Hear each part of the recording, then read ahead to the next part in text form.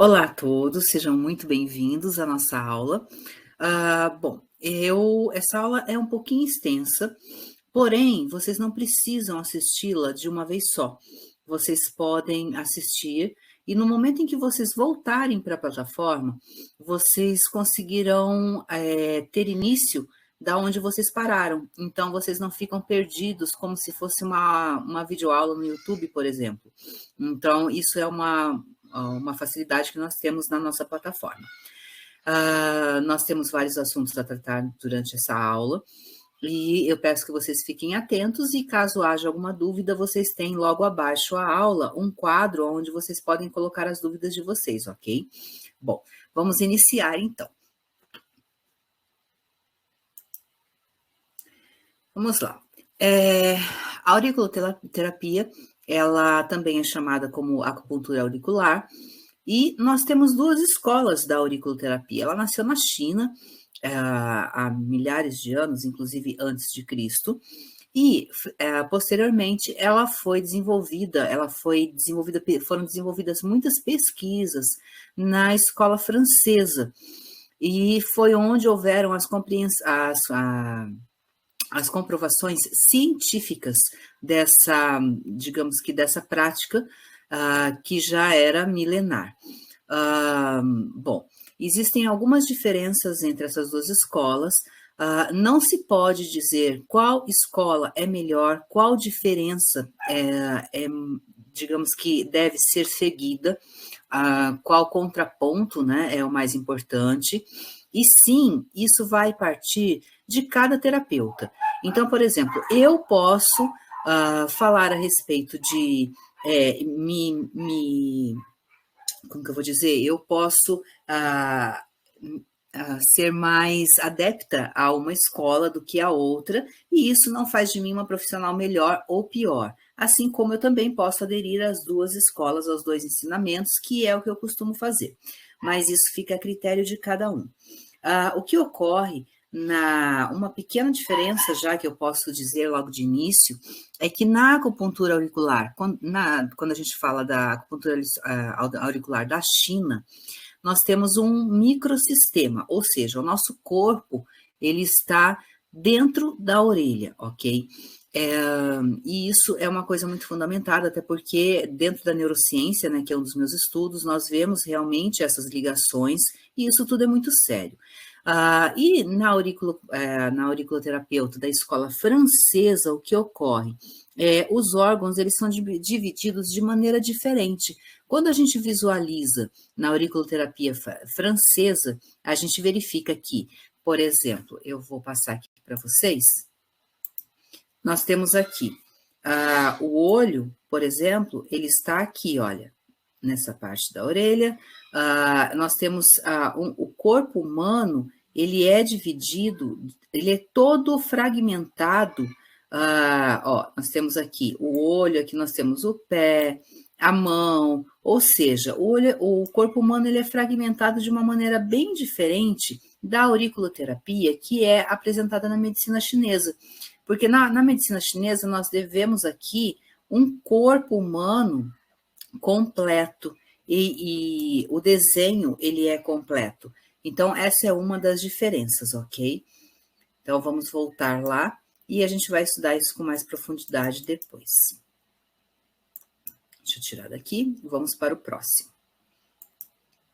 Bom, segundo a MTC, existem vários microsistemas, e esses microsistemas, eles são muito comprovados. Os microsistemas, eu volto a dizer, que é o nosso corpo representado em partes é o nosso corpo inteiro, né? Nosso corpo físico e mental, representado em várias partes do corpo humano. Então, por exemplo, nos pés nós temos um corpo inteiro ali, onde nós podemos tratar do corpo na sola dos pés, onde a gente chama de reflexologia podal. Então, em várias partes do corpo, volto a dizer, nós temos o nosso corpo humano ali dividido e completinho para que a gente possa fazer esses tratamentos.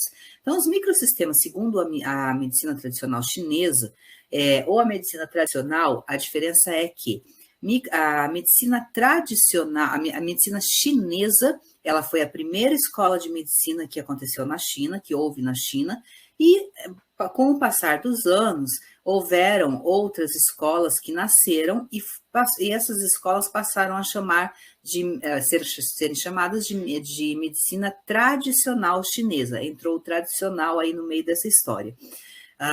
Bom, vamos lá. Então, nós temos os pés, nós temos as mãos, então nós encontramos também aqui um microsistema, nós temos as costas, onde nós encontramos também um microsistema, temos os olhos, temos a língua, temos a orelha, que no caso é a auriculoterapia. Então, na orelha, nós possuímos toda a representação do corpo humano, assim como nos pés, nas mãos, nas costas, nos olhos, na língua, e nesse caso, ela será utilizada, né? Nós utilizaremos a orelha para encontrarmos os pontos necessários para o tratamento de cada parte que está em defasagem no nosso corpo humano, ok? Vamos para a próxima. Gente, eu gosto muito de comprovar tudo aquilo que eu falo, né? Então, eu sou pesquisadora, eu diria que antes de tudo eu sou pesquisadora. Então, para mim, se eu encontrar uma literatura ou apenas uma pós-graduação, eu não me sinto seguro o suficiente para passar para frente o material. Então, eu gosto das comprovações.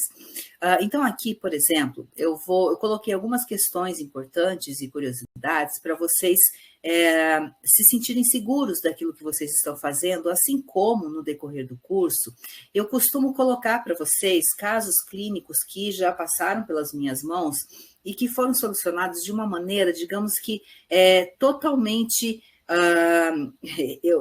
como que eu vou dizer, milagrosa, sabe? Parece que milagrosa, porque eram casos clínicos que não eram resolvidos pela terapia, que é o que mais acontece, né? Que não era resolvido pela medicina ocidental, né? Pela medicina tradicional, e nós, dentro da medicina complementar, mais para frente vocês vão entender sobre isso, nós conseguimos resolver, nós conseguimos solucionar esses casos que antes não era possível. Então, isso me faz ter uma grande crença e uma grande comprovação de que realmente isso funciona, ok? Então, na acupuntura auricular, nós encontramos uma ligação direta com o nosso sistema nervoso central, que na abreviação nós chamamos de SNC, quando a gente fala numa parte clínica de médicos para médicos, de terapeutas para terapeutas, enfim. Então, o sistema nervoso central, ele realmente, ele tem, até na medicina ocidental, uma ligação total com a orelha, ok? Nós temos as irrigações nervosas, então, a cada ponto da orelha, ela é levado até uma parte do cérebro. E essa ligação direta do sistema nervoso central com a nossa orelha externa, interna também, mas nós vamos falar da orelha externa, porque é o caso da acupuntura, nós temos ali uma ligação. Então, isso faz sentido também para nós, que somos da medicina ocidental, né? Os médicos que são tradicionais aqui da nossa região. Uma outra coisa que eu acho muito interessante, eu quis deixar para vocês, é que vejam bem, no Antigo Egito, isso eu não aprendi quando eu estudei propriamente a medicina chinesa, mas sim quando eu fiz o meu mestrado na medicina biológico-naturalista. No Antigo Egito, porque a gente estuda as culturas e todas as medicinas de todos os países, certo? Bom, no Antigo Egito, nós usávamos pontos auriculares como anticoncepcional. E isso é uma coisa fantástica, né? Há 2.500 anos antes de Cristo, nós já tivemos essas comprovações que apenas um ponto na orelha era utilizado como anticoncepcional. E uma outra questão, que é quem conhece Hipócrates, né, o pai da medicina ocidental, por sinal, nos escritos, né, deixados por Hipócrates, eles diziam que as incisões efetuadas no pavilhão auricular do homem, eles produziam ejaculação escassa, inativa e infecunda, ou seja, eles não fecundavam quando era introduzido, né, eram feitas algumas intervenções ali no pavilhão auricular. Então, vejam como isso não faz parte somente de uma medicina que muitas vezes as pessoas podem achar que é algo apenas complementar, alternativo, e sim de uma medicina que é respeitada, muito respeitada, que é a medicina ocidental. Então, isso é muito importante que a gente saiba. Então, já vem do pai da medicina, né, Hipócrates, todas essas questões que comprovam mais uma vez a eficácia da auriculoterapia e de toda a medicina complementar. Bom, eu vou falar aqui a respeito da anatomia auricular. Porém, o que ocorre? Aqui eu vou passar para vocês um pouco da anatomia auricular, e quando a gente estiver estudando os pontos, vocês vão conseguir compreender um pouco melhor. Então, eu vou abrir aqui novamente o quadro para que vocês possam conhecer um pouco melhor. Pessoal, a primeira parte que nós temos que gravar é essa parte aqui, que é a fossa triangular. Na orelha, quando vocês forem estudar a orelha, vocês vão ver que aqui nós temos uma parte mais aprofundada na orelha. Essa é uma orelha típica, ok? O que seria uma orelha típica? Seria uma orelha comum, que todos têm. É que nós não chamamos de normal ou anormal, essa é uma palavra que não é utilizada na área da saúde mental, não é utilizada na área da saúde, porque normal e anormal fica uma coisa um pouco que a gente acaba discriminando, né? Então, eu coloco essa questão de uma maneira que nós utilizamos as palavras típica e atípica para dizer aquilo que está dentro dos padrões e aquilo que está fora dos padrões. Então, por favor, sempre que vocês forem se referir a algo que é, entre aspas, normal ou anormal, vocês busquem falar a respeito nessa terminologia, ok? Típico e atípico. Então, eu vou voltar aqui para poder desenhar de novo. Essa parte aqui que vocês estão vendo na figura, que ela parece um pouco aprofundada, é uma parte onde a gente vai fazer algumas... na verdade, a primeira intervenção que a gente faz em qualquer tratamento da auriculoterapia. Então, por isso que eu gostaria que vocês ficassem bem atentos aqui à fossa triangular, ok? Aqui nós temos a hélice, né, da orelha. Então, eu gosto de tentar ser um pouco didática, porque aqui eu vou voltar aqui até para começar com essa didática da explicação dos nomes, para vocês relacionarem um pouco melhor. Fossa triangular, vamos imaginar um triângulo em forma de fossa, porque ele está mais para dentro da orelha, então é um nome que fica fácil da gente acabar gravando. A hélice é como se fosse essa parte, né, que fica aqui para fora da orelha, então vamos imaginar aqui que seria uma hélice do helicóptero, tudo aquilo que fica para fora, ok? Aí nós temos aqui a escafa, ok? Está mostrando aqui, ramos da hélice, aqui o tubérculo, né, de Darwin, que está aqui para dentro, ok? A antihélice, que ela fica, se a gente imaginar que a hélice está aqui, a antihélice seria o quê? Uma hélice que fica antes aqui da hélice. A concha é muito fácil, só vocês imaginarem que é uma concha do mar, e aqui a gente tem uma conchinha, tá? Eu acho isso muito bonitinho. O lóbulo da orelha, esse nome normalmente nós conhecemos já, né? Não é um nome muito atípico para nós. O antitrago, que é essa partezinha aqui. A incisura intertrágica, que é esse pedacinho aqui da orelha. O trago, que também é um nome bem conhecido, que é aquela parte onde as pessoas até colocam piercing aqui. Eu, inclusive, tenho um. E que, eu já vou falar até a respeito dessa questão de piercing. Aqui, o meato acústico externo, que é onde a gente entra, né, com a parte acústica, e o ramo da hélice, que fica aqui, que é o comecinho, digamos que é o começo da hélice.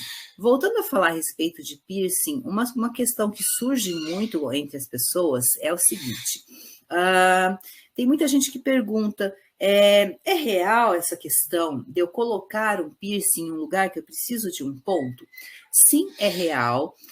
Existem alguns locais que, ao invés de colocar, por exemplo, frequentar uma auriculoterapia e colocar uma agulha semipermanente, por exemplo, nós podemos colocar um piercing. Mas isso tem que ser feito por um especialista. Não é recomendável que, em primeiro lugar, que se coloque piercing jamais em lugar nenhum da orelha, sem antes consultar o mapa. Tanto o mapa, onde a gente fala das ramificações que são neurológicas, assim como os pontos, né, da aurículo. Então, a gente tem que tomar muito cuidado com isso. O piercing é uma coisa muito séria. E muitas vezes as pessoas chegam, né, em estúdios onde colocam piercing e vão colocar onde acham mais bonito. Só que se você introduzir ali um piercing em um local errado, isso pode ser muito perigoso. Então a gente tem que tomar um cuidado muito grande. Inclusive, eu sou uma pessoa que eu tenho alguns piercings e em primeiro lugar, eu tenho conhecimento de onde se pode ser colocado piercing que não vai atingir nenhum ponto de acupuntura.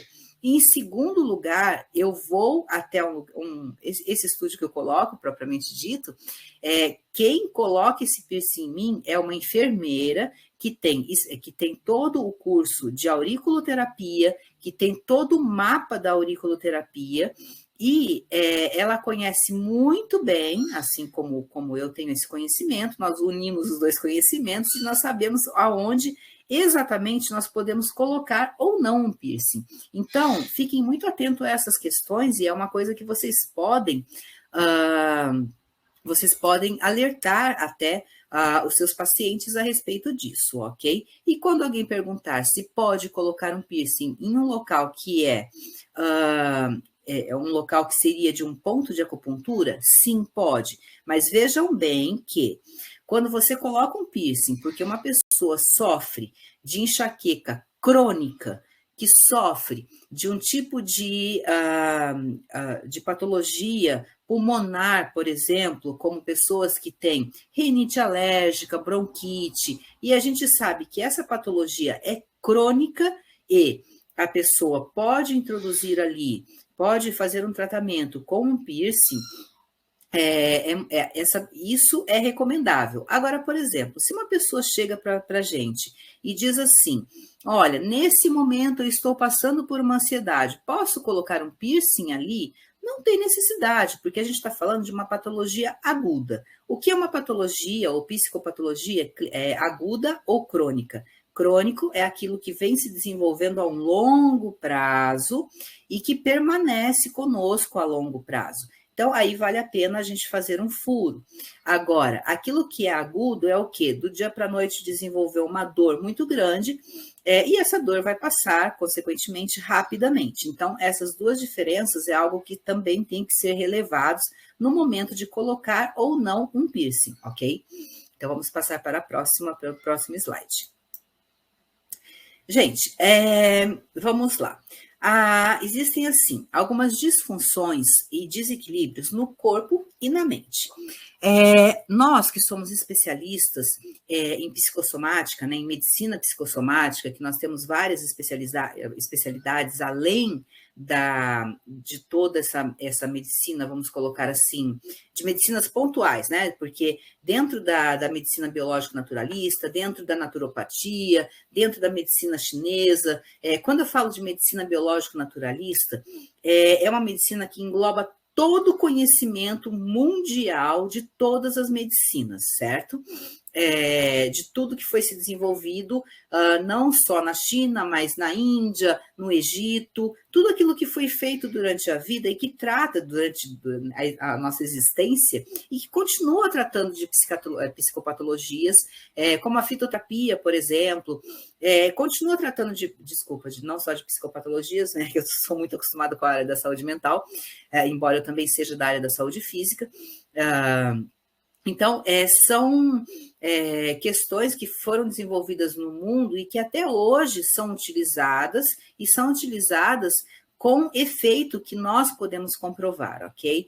Então, quando existe uma disfunção ou um desequilíbrio, né, no corpo ou na mente, nós vamos perceber, para que a gente possa, se a gente pega um paciente, né, o paciente vem até nós, nós vamos perceber que dentro dessa área da psicossomática, tudo que se desenvolve no corpo é porque começou na mente. Então, a área da medicina psicossomática, que não é só exclusivamente nossa, que somos da medicina naturalista, ou da naturopatia, né, também faz parte de muitos médicos. Eu conheço muitos médicos, né, da medicina ocidental, grandes médicos, por sinal, grandes nomes, né, na medicina, que são adeptos à psicossomática. Então, isso é algo realmente muito relevante e que, como os meus alunos, né, de outras áreas, que a gente passa mais tempo juntos, eles sabem muito bem que eu sou testemunha viva de que eu fui curada, né, eu saí da mesa de cirurgia com essas intervenções.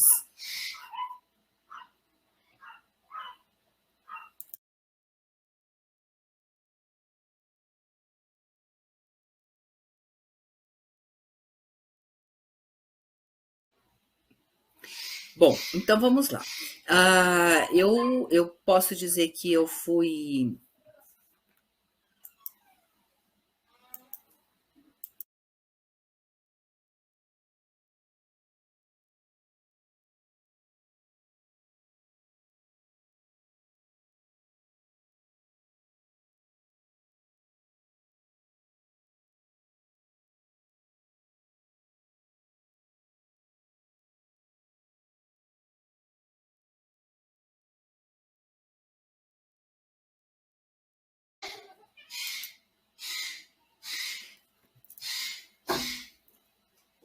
Então, falando da psicossomática, né? Voltando à psicossomática, tudo tem início na mente, e a mente vai desenvolver, a mente pede, né? A mente vai pedindo: olha, você precisa descansar, você precisa eliminar o estresse, e nós não cuidamos disso, e de repente tudo isso vai se manifestar de alguma maneira no corpo. Então, por isso, quando a gente trata da mente, e eu já comprovei isso durante a minha experiência clínica de 20 anos, que não existiu nunca nenhum caso que não foi curado através da saúde mental, através da psicossomática, não houve nenhum caso dessa maneira. Sempre, enquanto não me provarem o contrário, eu acredito que eu não vá deixar de acreditar nisso, e eu já tenho aí 20 anos de estrada, assim como eu disse, né, eu sou prova viva disso. Vamos lá. Então, a gente vai falar sobre como fazer essas questões. Nós temos a expensão, que nós vamos ver mais para frente, a palpação e a queixa principal do paciente.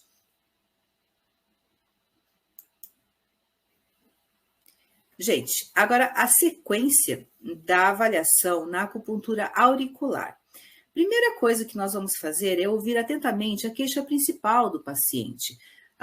O paciente ele nos traz sempre uma queixa principal. O que seria isso? Ele chega para você e diz: olha, estou passando por uma enxaqueca, eu estou passando por cólicas, eu estou passando por dores musculares, enfim.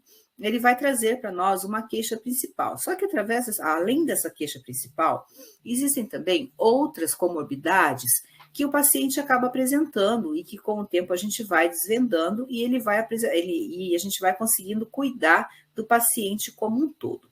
Então, inicialmente, a gente vai escutar com muita atenção a queixa principal do paciente, depois nós vamos fazer a inspeção, que já foi ensinada, né, e que vai ser ensinada outras vezes também. Vamos realizar também a inspeção, é aquele momento em que você olha a orelha e você vai ver pontinhos que estão com uma coloração diferente, às vezes existem alguns nódulos, tudo isso indica para nós que algo está de errado. A orelha, assim como a língua na medicina tradicional chinesa, são grandes indicativos. Por exemplo, quando você olha uma língua saudável, Tanto que nas consultas que a gente faz de medicina tradicional chinesa, a gente pede para que a pessoa não faça uma escovação de língua antes de vir para a consulta, escove os dentes, ok? Mas a língua não, porque a gente precisa verificar a saburra, precisa verificar, fazer várias verificações para compreender o que o paciente está passando. E a extensão na orelha é a mesma coisa. Se existe ali uns pontinhos que eles são, digamos que parecem pequenos nódulos, às vezes existem também essa coloração um pouco diferente, tudo isso são indicativos para nós de que algo está errado. A segunda questão é fazer a realização da palpação. A palpação é feita com palpador, como nós já vimos, e ela é o momento onde a gente vai encontrar os pontos mais doloridos. Então, muitas vezes, gente, a gente já descobriu, né, eu e vários colegas, né, da área, nós descobrimos já tumores, nós descobrimos problemas no coração, problemas no pulmão, problemas nos rins, vários e vários problemas com a palpação. Por quê? Às vezes são problemas, são patologias assintomáticas. Nessas patologias assintomáticas, o que ocorre? O paciente, ele traz para nós, ele traz para nós uma queixa principal, porém ele desconhece essas patologias que são assintomáticas. Então, às vezes, ele possui algum problema em algum lugar do corpo, mas ele não sabe relatar. Mas, no momento da inspeção, a gente vai perceber um ponto que dói muito, e nesse ponto, a gente vai relacionar com o mapa, porque ninguém é obrigado a conhecer todos os pontos, é legal que vocês entendam bem isso, de cor, aquela coisa assim, né? Decorar todos os pontos é algo que é bem complicado, até porque nós tratamos de centenas de pontos, mas é muito importante a gente saber que a gente vai ver e vai anotar direitinho qual foi aquele ponto, e existem duas questões. Uma, a gente vai relacionar aquele ponto com a queixa principal do paciente, que normalmente, quando a gente está fazendo a palpação, a queixa que o paciente trouxe para nós, vai aparecer uma dor, e uma dor que às vezes é insuportável, ok? Então, a gente vai fazer, dentro da palpação, a gente vai acabar descobrindo que realmente aquela queixa principal que o paciente trouxe para nós é existente, né, uma patologia, e a gente vai cuidar daquele ponto. Mas existe a segunda questão, que eu acho muito importante, que muitas vezes aparece um ponto ali que dói muito, e o paciente não relatou para a gente que ele tinha algum problema naquele ponto, e, na verdade, a gente acaba descobrindo. Então, o que a gente faz?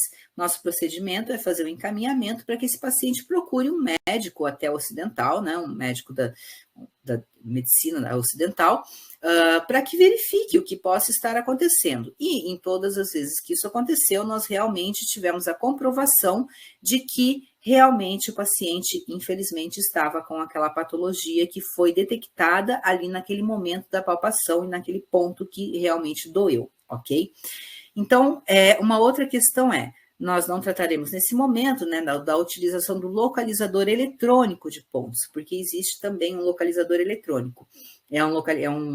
Eu tenho até aqui, do meu lado,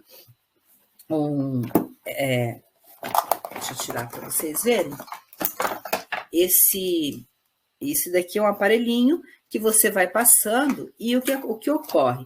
Ele detecta pontos, ele passa em silêncio, e quando existe algum ponto ali que está em defasagem, que está comprometido, ele começa a gritar, ele faz um barulho bem forte. E você, nesse momento, você pode aplicar estimulações através de choque, ou você pode simplesmente detectar e colocar uma agulha ou uma semente, caso o paciente não queira ser tratado com choque, com eletrochoque. Mas é um aparelho que eu acho muito importante, essa é a minha opinião. Eu tenho um terapeuta que trabalha comigo, por exemplo, que ele fala: eu não gosto de trabalhar com esse equipamento porque parece que eu não sei, eu mesmo não sei, eu preciso de um equipamento para comprovar. Eu discordo um pouco dessa teoria, com todo respeito, porque eu respeito muito esse profissional, mas eu discordo um pouco dessa teoria porque, assim como nós precisamos muitas vezes de exames, né, laboratoriais, ou enfim, vários exames, também não é nada demais a gente utilizar esse equipamento. Mas isso fica a critério de cada um. Eu quis citar esse caso porque eu acho que fica a critério de cada um, ok? Vamos passar para o próximo slide. Bom, vamos escolher, como que a gente escolhe, né, esses pontos na diagnose? A gente precisa estar muito atento aos pontos que são encontrados na inspeção. Então, na palpação, e que mais se relacionam com a queixa do paciente.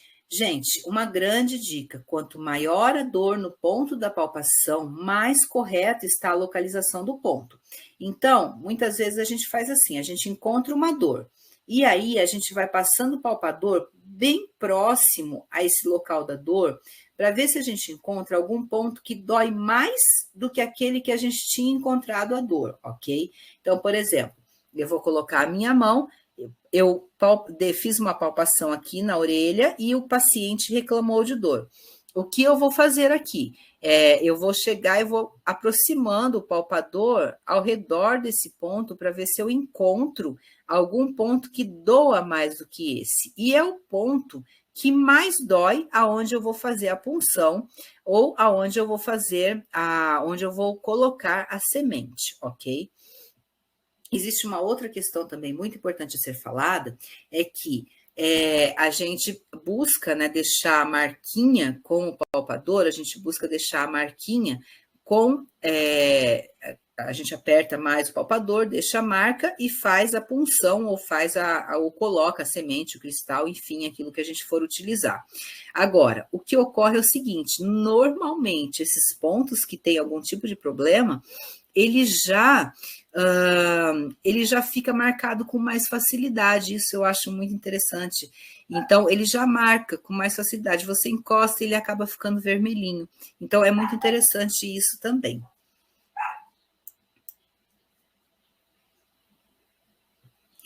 Bom, vamos lá.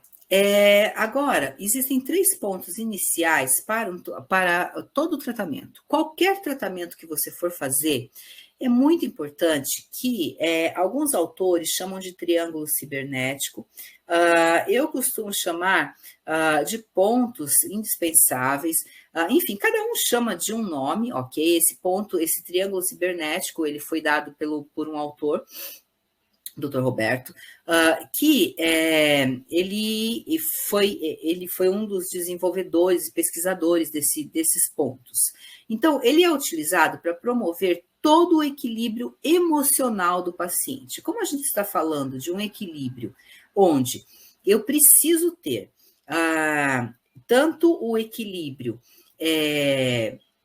como que eu vou dizer? Eu preciso de um equilíbrio psíquico, né? Um equilíbrio mental, eu preciso de um equilíbrio da minha vitalidade, da vitalidade do meu paciente, e do sistema neurovegetativo, que eu já vou explicar aí, que são o sistema aonde existe o funcionamento do nosso corpo de uma maneira inconsciente, né? Nós não pensamos para respirar, nós não pensamos no coração para bater, são movimentos involuntários. Então, isso é chamado de sistema neurovegetativo. Então, para que haja um equilíbrio total no corpo, nós precisamos utilizar esses 3 pontos, porque eles são importantíssimos. Então, independente de qual for a queixa, independente de onde for localizado todos os pontos que são necessários ser punturados, nós vamos inserir esses 3 pontos que faz total sentido dentro do tratamento. O primeiro ponto é o Shenmen, que vocês vão ver onde ele fica localizado, que o Shenmen, ele acalma a mente do paciente, ele diminui a ansiedade, ele oferece todo o equilíbrio psíquico do paciente, que é aquilo que eu volto a falar. A questão da psique, ela tem que estar equilibrada para que não hajam, né, o reflexo depois, ou o desenvolvimento, ou o desencadeamento de patologias físicas.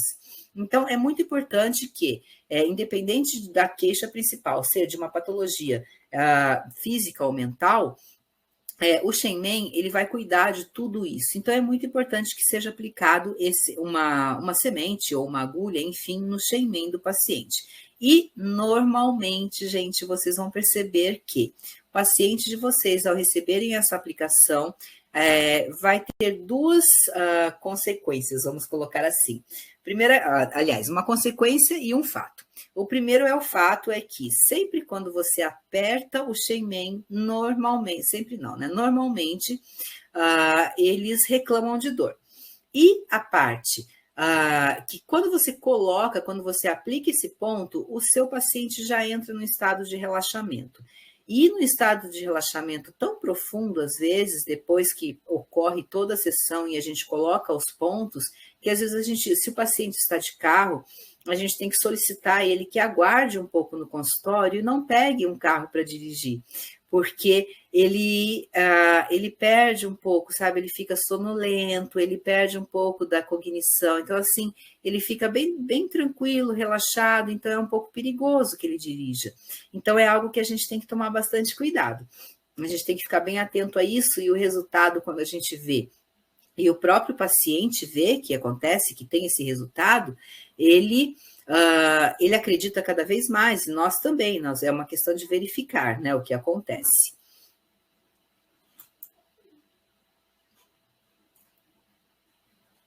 Bom, aqui eu gostaria de falar também do ponto dos rins, porque o rim, ele libera as toxinas do organismo, e também o rim, ele é uma víscera que libera toda a nossa energia vital. Segundo os chineses, quando o rim para de funcionar, acaba a nossa energia vital. O que é acabar a nossa energia vital?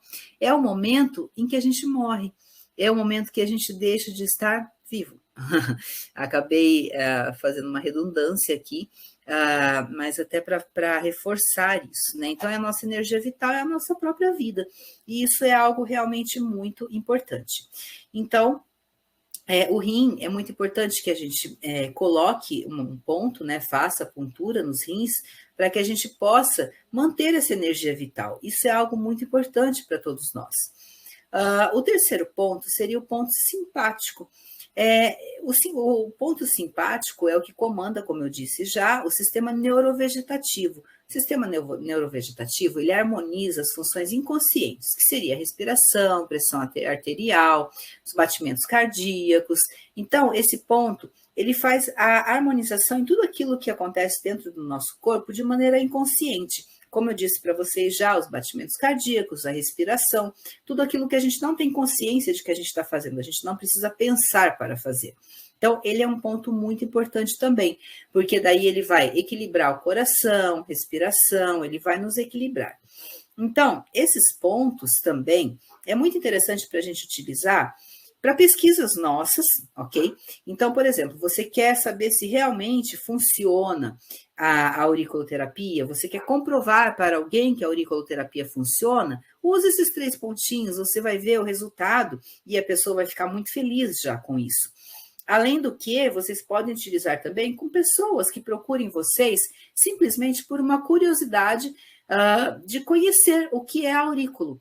Quando você aplicar esses 3 pontos na pessoa, a pessoa vai entender o quanto a aurículo é realmente eficiente. Então, é muito importante que a gente trabalhe com esses 3 pontos em todos os seus sentidos, ok? Vamos para o próximo. Agora, vamos lá. Gente, qual lado do corpo nós devemos punturar? Existem, assim, alguns fatores para que a gente escolha qual orelha nós vamos punturar. Então, seguindo o sistema Yin Yang, que é segundo a MTC, nós podemos punturar o lado esquerdo ou o lado direito. Então, aí a gente vai entender isso um pouquinho, daqui a pouquinho, mais para frente, nessa aula mesmo. Segundo a lateralidade, o que é lateralidade? Se o meu fígado fica do meu lado direito, eu vou punturar a orelha direita. Se eu tenho um órgão, uma víscera do lado esquerdo, o que eu vou fazer? Por exemplo, o baço. O meu baço fica do lado esquerdo, eu vou punturar a orelha esquerda. Então, é isso que a gente vai fazer. Então, seguindo a lateralidade. Então, a lateralidade seria, falando em palavras simples, porque vocês não são obrigados a saber isso, né, nesse momento, até porque, assim, a gente estuda a lateralidade em outras matérias, em outras disciplinas. Então, a lateralidade seria isso, né, o lado do nosso corpo, aonde a gente vai verificar, vai ponturar o lado que está o órgão danificado. A gente pode também seguir os hemisférios cerebrais. Os hemisférios cerebrais, que seria a hemisferidade, é o seguinte: eu vou explicar de uma maneira rápida, mas vocês vão compreender. Nosso hemisfério, nós temos o hemisfério cerebral esquerdo e o direito. Nosso hemisfério cerebral, nosso hemisfério direito, ele comanda a parte esquerda do nosso corpo, enquanto o nosso hemisfério esquerdo comanda a nossa parte direita do corpo. Ou seja, se a gente tem uma relação, qual seria essa teoria? Se a gente tem uma relação entre toda a inervação, né, da orelha ligada diretamente ao cérebro, eu penso que eu preciso respeitar a hemisferidade. Então, se eu tenho um problema no fígado, eu sei que se eu fizer a puntura no lado esquerdo, o meu fígado está do lado direito, e eu vou fazer a puntura no lado esquerdo, automaticamente eu vou chegar ao hemisfério cerebral esquerdo e vou atuar, ele vai, né, passar o comando para o lado direito do meu corpo. Então, isso seria a questão dos hemisférios. Então, lembrando que, resumidamente, nosso cérebro funciona dessa maneira. A parte esquerda comanda a parte direita e a parte direita comanda a parte esquerda do nosso corpo. É assim que esse é o funcionamento dos hemisférios cerebrais. Então, por exemplo, eu vou dar mais um exemplo para ver se eu consigo deixar um pouco mais claro até. Uma pessoa que é canhota, ela escreve com a mão esquerda, eu sou canhota, por exemplo, a gente escreve com a mão esquerda e está estimulando o lado direito do cérebro. Então, a gente está estimulando o lado emocional, né, que a gente chama. E com isso, dizem até que os canhotos, porque quando a gente está escrevendo e usando a parte lógica, né, a gente precisa raciocinar para escrever. Então, a gente está utilizando a parte lógica. Então, automaticamente, eu estou utilizando o hemisfério esquerdo, que é o mesmo hemisfério da minha mão, que eu escrevo. Porém, eu estou também seguindo a hemisferidade, eu estou utilizando, movimentando a parte emocional do meu cérebro. Então, isso é uma coisa muito interessante. Inclusive, eu vou ver se eu consigo deixar uma aula para vocês a respeito do poder da música. Eu gosto muito de falar sobre isso, que quando a gente lê partitura, a gente trabalha com o cérebro, a parte emocional, a parte racional, quando a gente está lendo uma partitura, quando nós somos músicos, eu sou graduada e pós-graduada em música também, e quando a gente está, ao mesmo tempo que a gente está lendo, a gente está vivendo a emoção da música, né, para reproduzir aquilo, e a gente está mexendo com o hemisfério direito, com a emoção, a gente está mexendo com o hemisfério direito do cérebro. Ou seja, as sinapses que ocorrem durante a execução de uma música, né, dos músicos que leem, né, realmente as partituras, faz com que essa questão faz com que todas as sinapses que o cérebro inteiro produza sinapses em todas as localizações do cérebro, o que faz até a gente conseguir que pessoas com mal de Alzheimer, por exemplo, se recordem de coisas que eram do passado. Gente, é fantástico. Essa é uma história muito longa que é difícil explicar de maneira que não seja muito complexa e eu preciso entrar nesse assunto. Bom, vamos lá. E quando a gente deve usar a bilateralidade? Existem vários momentos em que a gente pode utilizar a bilateralidade e esses momentos ficam, na verdade, todos esses critérios ficam a critério de vocês, do que vocês acham que mais funciona, do que mais funciona com um paciente, com outro. Não existe uma teoria que já foi fechada e que mostra para a pessoa o quanto dá certo uma ou quanto dá certo outra. Não, isso depende muito do profissional e do paciente. Então, fica a critério de cada um. Não, lembrando que não existe, não foi fechado ainda cientificamente qual teoria está mais correta. Eu acredito em todas. Então, é algo que a gente... É muito interessante que nós, da área da acupuntura, nós sejamos pesquisadores, porque a gente vai fazer com 1, 2, 3, 4, 5, com 10 pessoas e vai verificar qual foi aquilo que agiu mais, aquilo que funcionou mais. Então, nós devemos sim ser sempre pesquisadores, ok? Vamos passar para o próximo slide.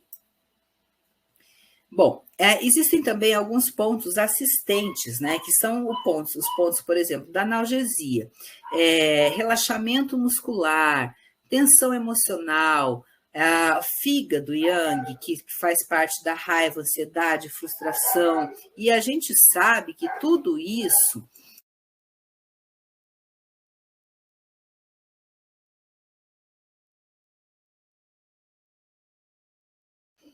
E a gente sabe que, por exemplo, a raiva, a ansiedade, frustrações, traumas, tudo isso gera, né, causam patologias.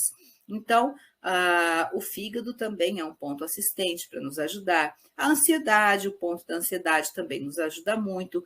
Pichuan também, que são sintomas de infecções e inflamações, eles são muito importantes que sejam tratados. Enfim, nós devemos lembrar que nós não podemos substituir esses pontos pelos medicamentos alopáticos que foram prescritos por profissionais da medicina oriental. Isso não é legalizado para nós, ok? Inclusive, a minha faculdade de farmácia, eu fiz para que eu tivesse a habilitação de poder dizer, não, você pode parar. Eu, enquanto farmacêutica, eu posso dizer, você pode parar de tomar determinado medicamento e você pode entrar com essa outra abordagem. Então, eu posso suspender, eu tenho essa habilitação para suspender medicamentos. Agora, de maneira geral, quem não é farmacêutico, que seria a única especialidade, a não ser a médica, que pode, que tem habilitação para fazer isso. Agora, voltando, então, a gente não pode deixar, a gente não pode de maneira nenhuma intervir nesse caso, e a gente precisa realmente respeitar os médicos, ok, da medicina ocidental, e a gente não tem esse direito de maneira alguma. Então, esses pontos assistentes, eles são muito importantes também, ok? Bom, vamos lá. Vamos falar um pouquinho de uma filosofia que eu gosto muito e eu acho ela muito bonita. É a filosofia Yin e Yang. Essa filosofia ela já foi desenvolvida há 2.900 anos antes de Cristo. É uma filosofia que quando a gente entra, sabe, com a emoção até em cima dela, é muito gostoso de se ver. Gente, eu gostaria de ressaltar que isso não tem nada a ver com crenças religiosas, todas as religiões, não existe nada contra, não é nada demoníaco, não é nada. Eu gosto sempre de citar isso, não tem nada a ver com misticismo, não tem nada a ver com nada disso, tá? É uma questão de natureza, que todas as crenças, religiões entendem isso. Então, não é algo. Nada de bruxaria, como eu já ouvi as pessoas falarem. Por que às vezes eu falo sobre isso? Porque a gente escuta muito, né? A gente tem muito feedback. Então, muitas vezes a gente escuta falar essas coisas, e não é bem por aí que isso ocorre. Então, eu vou falar um pouquinho agora sobre a filosofia Yin Yang, que foi a primeira abordagem que eu fiz a respeito de como a gente fazer os tratamentos, ok? Então, vamos lá. Gente, antes disso, eu gostaria muito de ler esse texto de um autor desconhecido, que ele mostra para mim os contrários. E a filosofia Yin Yang, ela é exatamente assim. Ela fala sobre os contrários que, embora sejam contrários, um não existe sobre o outro, sem o outro. E isso é o que eu acho que tem de mais lindo nessa filosofia. É aquela coisa, não existiria sombra se não existisse luz.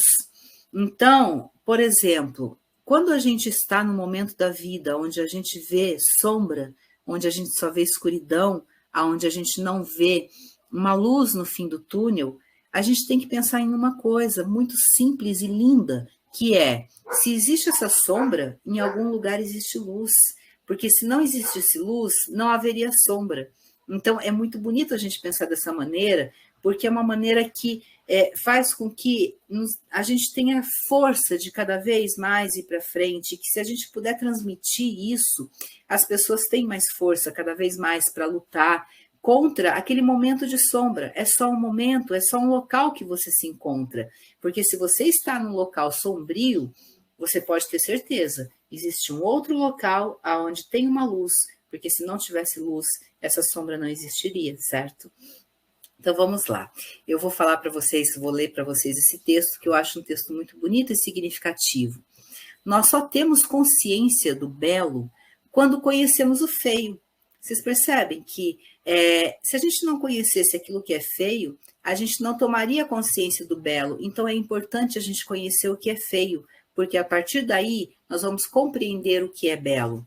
Nós só temos consciência do bom quando nós conhecemos o mal. Se a gente nunca sofrer nenhum mal, se a gente não conhecer a maldade, a gente não vai ter consciência daquilo que é bom. Então, às vezes, uma pedrada, uma ferida, uma dor, nos faz tomar consciência e ter o conhecimento daquilo que é belo, daquilo que é bom, da bondade que a gente começa a buscar a partir daí. Então, é um conhecimento lindo que nós devemos ter.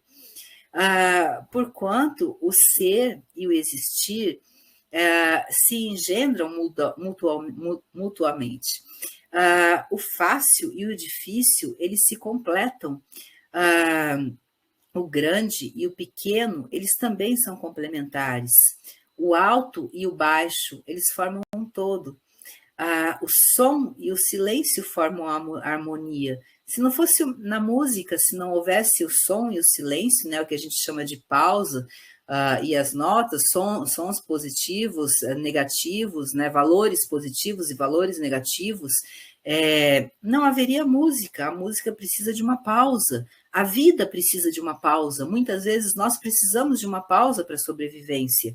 Então, é muito importante que a gente vá verificando esses pontos que são totalmente benéficos e que muitas vezes nós temos um olhar muito negativo para tudo isso. Então, é uma parte muito bonita que a gente deve compreender. O passado e o futuro que geram o tempo.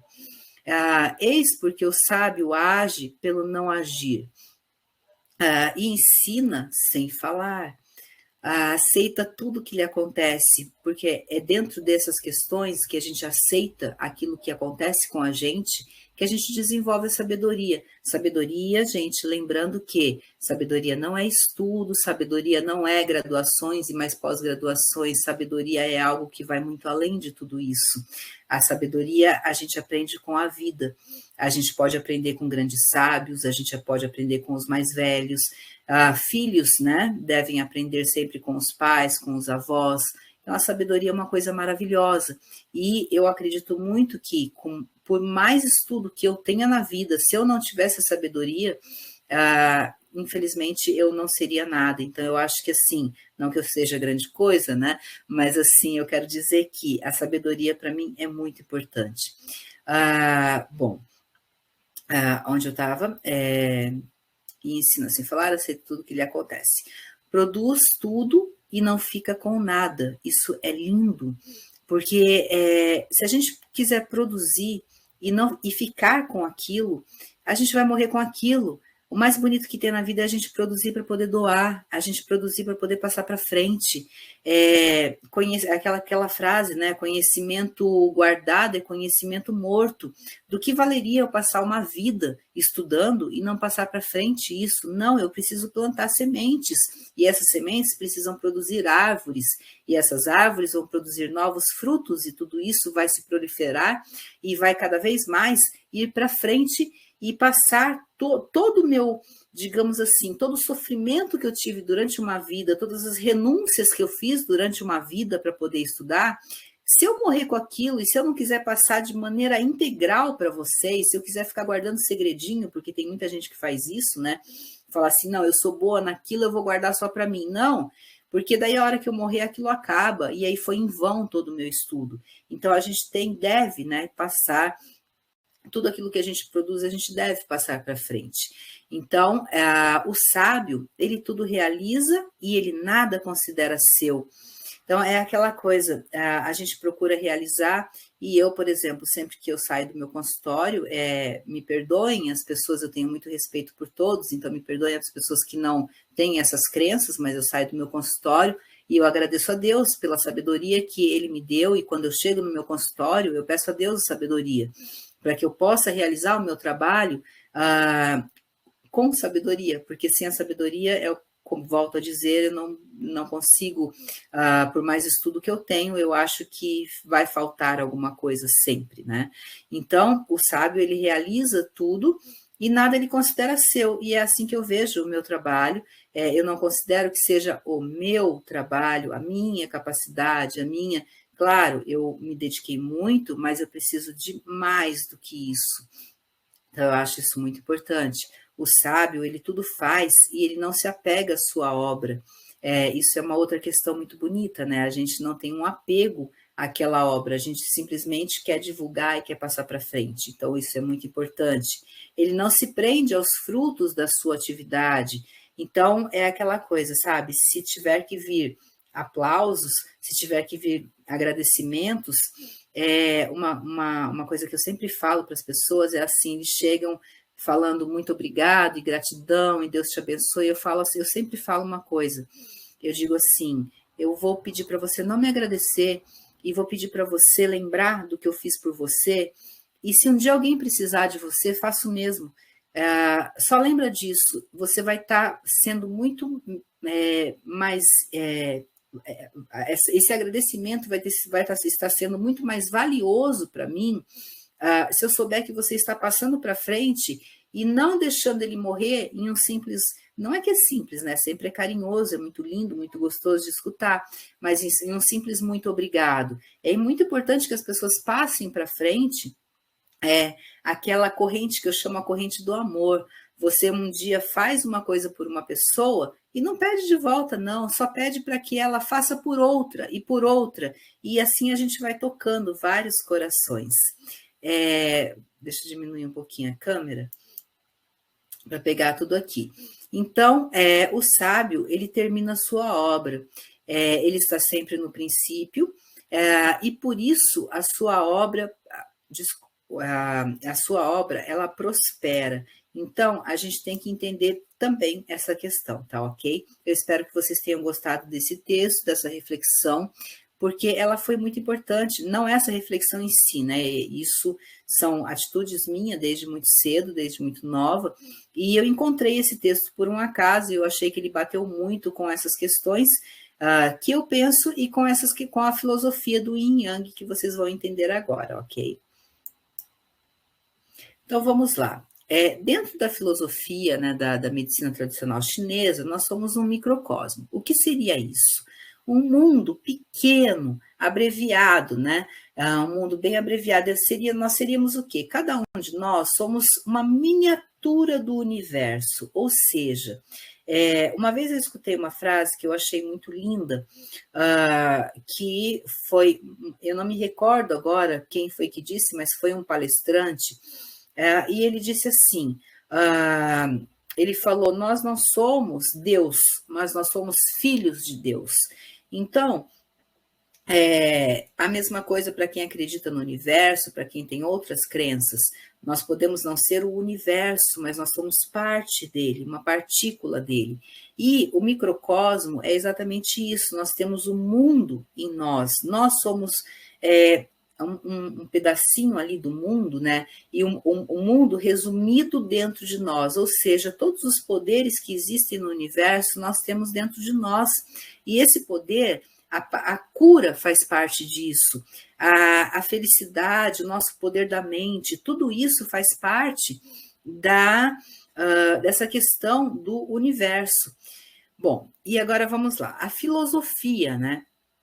dentro da filosofia do microcosmo, o próprio homem ele é como a expressão do universo do cosmos, sendo uma imagem diminuta do mundo. Ou seja, nós somos uma miniaturinha, volto a dizer, né? Nós somos ali uma miniatura do universo, uma miniatura do mundo. Então, veja o poder que existe dentro de nós. E vamos usar esse poder sempre para o bem, ok? E, então, é mais ou menos isso que ocorre. Agora, vamos para o Yin e Yang. Então, assim, Yang é tudo que tem de luz, o sol, o calor, céu e o masculino, ok? Vocês vão entender mais isso depois. E, aliás, além de entender, a gente vai tendo insights do que é Yin, do que é Yang. O Yin, ele representa tudo aquilo que é ativo, varonil. O Yang. O Yin, ele é o frio, a escuridão, a sombra, a umidade, o feminino, tudo aquilo que é passivo. Só que existe uma coisa que é o que eu acho de mais lindo. Você percebe, como eu disse lá atrás, não existiria a luz, se não a sombra, se não existisse a luz. Um depende do outro. Então, por isso essa imagem, né, que ela se une. Então, desde o homem e a mulher, eles têm que ser unidos para que eles se completem. Tudo na vida precisa se completar para que possa existir. Então, isso é muito bonito. Essa é uma filosofia muito bonita. A dependência, uma interdependência que existe ali, aonde um precisa do outro. E seria tão bonito, né, gente? Pensa, se o ser humano compreendesse que sempre, um dia, eu vou precisar de você e você vai precisar de mim.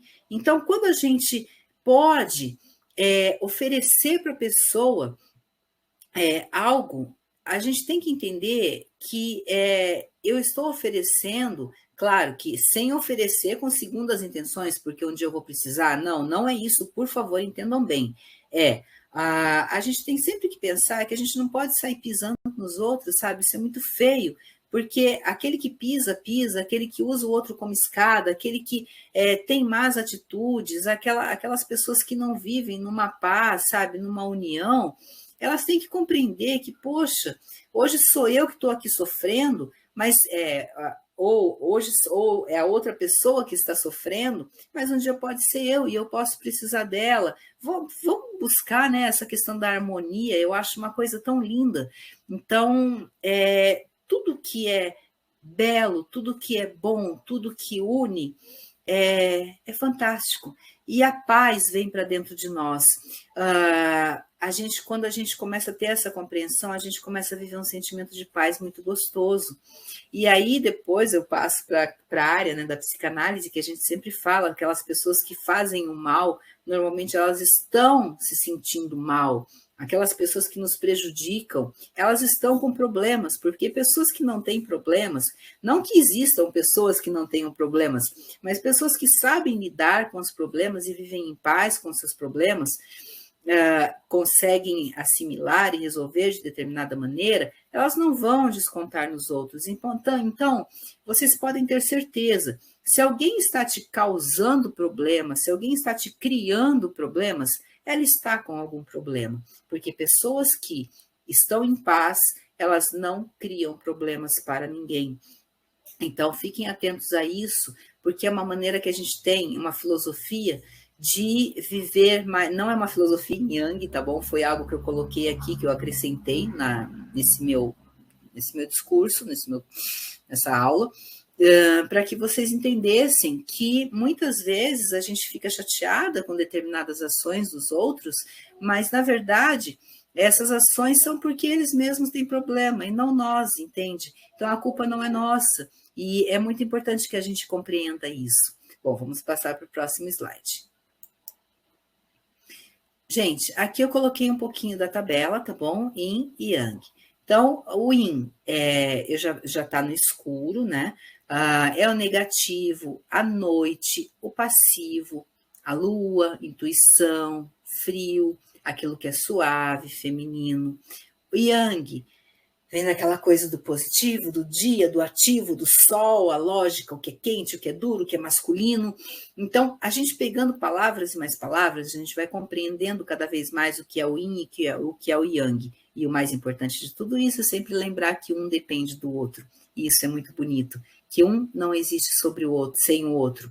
E que a união dos dois é onde existe aí a, digamos que é aquela palavra um pouco diferente, mas que existe, tá? Que seria aquela completude, né? Onde as pessoas entram de uma maneira que se complementam e que tudo se completa. Bom, aqui eu coloquei para vocês, né, algumas qualidades do Yin e algumas qualidades do Yang. Eu sugiro que vocês deem uma pausa para que vocês possam verificar tudo aquilo que é um pouquinho mais de palavras, né, para que vocês compreendam um pouco mais a respeito do Yin e do Yang. E aí, qual é o resultado de tudo isso que eu passei para vocês? E o que isso tem a ver com aurículo? Bom, o um não existe sem o outro, como eu disse para vocês, certo? Não existe, volto a lembrar, né, do exemplo que eu dei, que foi, não existe sombra se não existir a luz. Então, outra coisa, as forças, elas são antagônicas. O equilíbrio, ele é perfeito, então é necessário. Agora, onde cai a questão da cura é que a saúde, a tranquilidade e o bem-estar, que esse equilíbrio perfeito, que essas forças antagônicas e esse um não existir sobre o outro, é que nos traz toda a saúde, nos traz toda a tranquilidade e nos traz todo o bem-estar. Então, é nessa parte que a gente trabalha o Yin e o Yang dentro da auriculoterapia, ok? Bom, aqui eu coloquei mais uma tabela para vocês verificarem tudo aquilo, só que de uma maneira um pouquinho diferente. Aqui eu coloquei o feminino em cima, então aí o feminino é o Yin, e aí vem tudo, feminino emocional, quem é que não sabe disso, né? Quem é que não diz isso, né? Masculino, o Yang, que é o racional, e assim vai. Então, assim, dentro claro que não de maneira generalizada, mas assim, dentro da filosofia e Yin e Yang, o feminino, ele é emocional, ele é passivo, tudo bem que assim, isso talvez seja um pouco de teoria, existe um pouco sempre existem as exceções, mas vamos falar do feminino mesmo, não só da mulher, do feminino, ok? Então, passivo, amoroso, a mulher é mais emotiva, enquanto o homem é mais lógico, a mulher é mais sensível, enquanto o homem é mais duro, a mulher é mais receptiva. Me perdoa, gente, eu usei várias vezes o nome homem e mulher, não era essa palavra que eu queria usar feminino e masculino, ok? Me perdoe. Então, o feminino, ele é mais alegre, enquanto o masculino mais confiante, feminino mais flexível, enquanto masculino mais organizado, e assim vai. Então, existem vários adjetivos aqui, onde a gente atribui mais ao lado feminino, que é o lado yin, mais ao lado masculino, que é o lado yang. Então, eu vou finalizar aqui, para vocês poderem compreender. Então, seria, vamos voltar, o feminino é mais fluido, o masculino mais paciente, feminino é mais expressivo, enquanto o masculino é mais contínuo, o feminino é mais cuidador, enquanto o masculino é mais aventureiro, o feminino mais cauteloso, mais intuitivo, enquanto o masculino é mais corajoso, mais decisivo, o feminino é mais contemplativo, né, enquanto o masculino é mais atuador, o feminino tem mais o falar, enquanto o masculino tem mais o ouvir, o feminino movido pela paixão, né, enquanto o masculino movido pela força, o feminino movido ele é mais seguidor, enquanto o masculino é mais liderador, e o indutivo vem mais da parte do feminino, enquanto o dedutivo ele vem mais da parte do masculino, o indireto vem mais da parte do feminino e o direto mais da parte do masculino. Então, aí foi mais uma tabela para que vocês possam ir compreendendo o que é yin e o que é yang. Então, o que é feminino e o que é masculino, ok? utilizando, né, do feminino e do masculino para que vocês possam compreender um pouco melhor também. Bom, pessoal, agora eu vou passar para falar um pouco das orelhas atípicas que eu falei no início da aula. Bom, existem várias orelhas que são atípicas e vocês vão perceber isso no decorrer da experiência clínica de vocês. E aí a gente vai ter que, em alguns momentos, adaptar, e em alguns momentos a gente não vai poder ponturar determinados locais essas orelhas, porque a gente não vai saber exatamente onde estão os pontos, ok? Então, por exemplo, aqui nós temos algumas atipicidades. Aqui, eu gostaria aqui, deixa eu pegar aqui o lápis não estava mostrando, eu fui mostrando as coisas antes do lápis mostrar. Vocês percebem que aqui, olha, tem uma bolinha, tá vendo? A gente tem aqui um pequeno nódulo, e aqui eu não vou ponturar, certo? Eu não posso fazer uma pontura aqui. Então, isso é uma coisa que a gente tem que prestar bastante atenção. Então, aqui já existe uma atipicidade. Outra atipicidade que existe aqui por exemplo, aqui, olha, eu tenho um brinco, um buraco de brinco que foi rasgado, ou seja, eu perdi um ponto aqui. Então, aqui é uma atipicidade também, ok?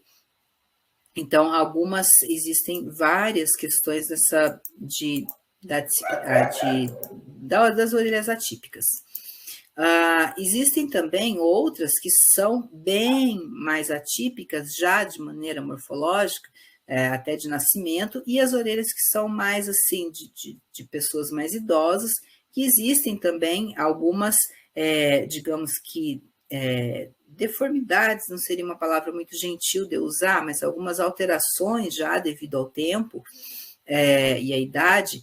Então, a gente tem que tomar bastante cuidado com isso, ok? Porque isso daqui faz com que os pontos podem não estar exatamente naqueles locais que se espera.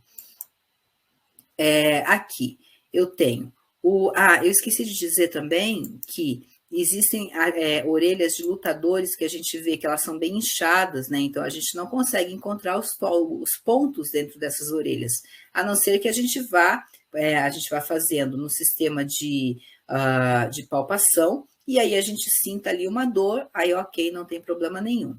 Então, aqui, gente, no lóbulo, eu marquei para vocês alguns pontos, né? E depois vocês terão todos os nomes de cada ponto e o que significa cada um. Então, eu tenho no lóbulo, no trago, eu tenho esses outros pontos, ok? A gente vai encontrando cada ponto e percebe que eles são bem próximos, tá bom? A gente tem que ficar bem atento a isso. E cada um tem o seu nome, tem toda a nomenclatura. Na hélix, tá?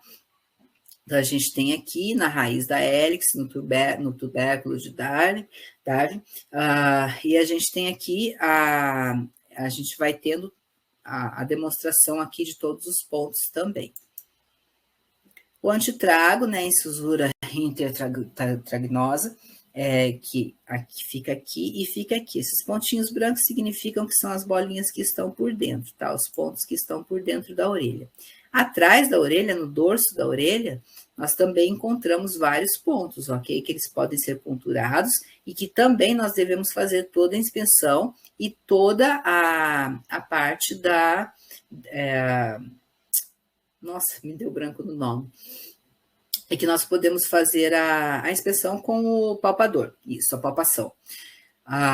E aonde apresentar dor, a gente pode colocar. A escafa e muro da coluna, ok? Então, a gente tem aqui toda essa parte. O braço superior do Y, tá? Da antihélice.